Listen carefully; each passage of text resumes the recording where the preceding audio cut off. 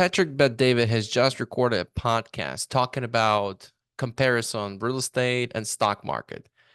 First of all, Patrick Bet-David is someone I've followed for many, many years. I respect his opinion, but when it comes to real estate, I always have something to say when somebody who's not in real estate space comparing these two things. So I found some things that I would like to touch on in this video. So first of all, I'm going to play the video for you, and then I'm going to run the numbers as a real estate broker, as the owner of the real estate brokerage, as an investor. Market's about to go to 5,600. Okay, so if the stock market's about to hit 5,600, where's S&P at right now? When I say stock market, I mean S&P. Go show up what S&P's at 5,000 right now. 5,300. Okay, so it's going to go up another 300 points. 300 points on 5,000. 5,300 is what? 7%. Let's just say 6%. 5.8% is what it is. Okay, so if we go to real estate. The difference with real estate, where the real estate investor is going to make the argument, is the following. In order to buy stocks, I'm putting $100,000 of my money in there, where I'm competing on, if the market does 10%, I make 10% on what? $100,000, which is what? $10,000. But if I use $100,000 to buy a property, I'm buying how big of a property? A $500,000 house, let's just say, or condo, right? Yeah. So 100,000, I'm pretty much margin, not necessarily, but I'm using debt. So my 100,000 on a $500,000 house, now I'm paying a loan on $400,000. Let's just say I'm paying $3,500 a month, $3,000, $3,500 a month, whatever the number is, right? So watch this. If that $500,000 property in 2 years goes to $550,000, okay, now I got what? $50,000. So 50,000 on the original 100,000 is what? 50%. But that 50,000, when you choose to sell, you're going to have to pay what? 4% commissions, give or take, on $600,000. So $600,000, 4% commission is what? $24,000. So your 50,000, 24 is gone for what? Fees. Yep. You net 26 over 2 years, so it's really 13% per year, not even considering the upkeep that you have, right? Of course. So that's the argument real estate's going to make versus the stock market. But two things that are missed is the principal is going to get lower. He said that in 2 years, the property was $550,000. So there is some principal reductions that's going to take place. Plus, the real estate commission is going to be on the $550,000, not on the $600,000.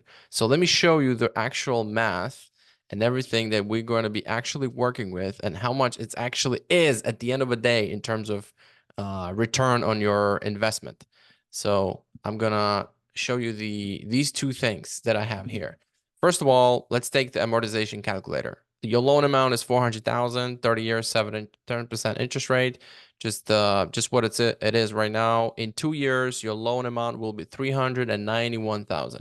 It was $400,000. It became $391,000.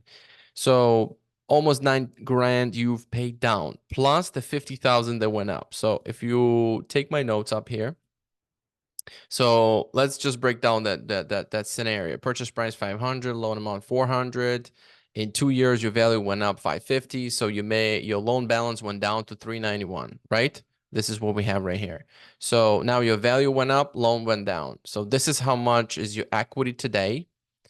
Because if you subtract one from another, this is how much equity you have in 2 years, but you've put in 100,000. So you actually made 58,000 on your 100,000, right? So if the value went up from 500 to 550, you made 58,000 because 50 went up and then 8,000 got paid down. Now, the real estate commission, let's say 4%, like he said, on average, 4% of 550 is $22,000. And so if you take that net profit and divide and subtract 22,000, you're left with $36,000, which is a 36% return on your $100,000 invested. So, this is the real numbers.